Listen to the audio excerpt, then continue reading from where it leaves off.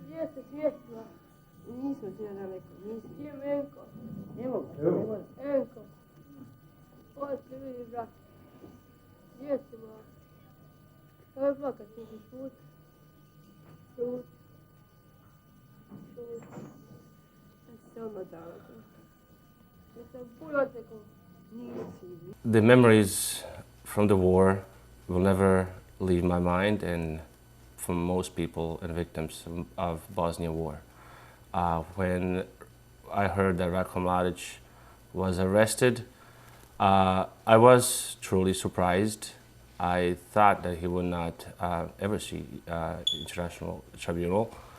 I was surprised also to see in the shape that he was in, that he did not have the network support that we all thought that he did.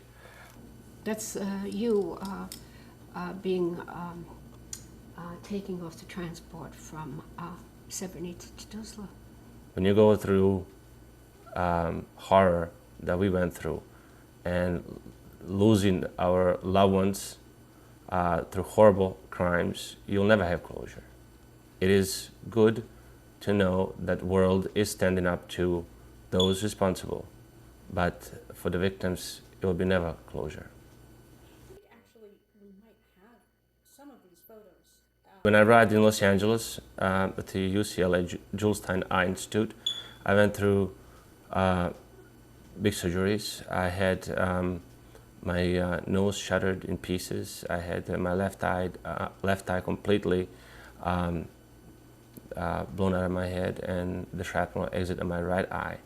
And I had to go through major surgeries. They had to take bones that top of my skull from ear to ear, take bones from top of my skull, and make my face again, make my nose, and I rebuilt my facial structure again. It was, I wouldn't say painful surgeries, because I was likely to be in best medical care, but it was very hard to live through surgeries and through the wounds, and you know, being blind after all. And what are your thoughts? What did you think when you heard about Mladic's? I've always been a survivor as a kid. One thing that you learn in time of war is survival.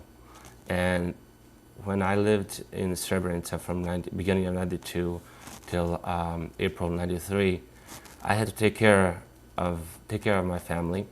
My father was a strong man. However, he was disabled. He could not hear well. And I had my little brother, and I had my mom and my sister. And I was the oldest boy in the family, so I was forced to watch them die and myself along with them, or learn to survive and go forage for food. And I would go sometimes for 30, 40 miles across the hills and valleys and mountains, returning back to the village that, where I was from originally, to find food and deliver it to my family. So that helped me in my survival when I came to the United States. I was 14 years old, but mentally I was more like 20-year-old.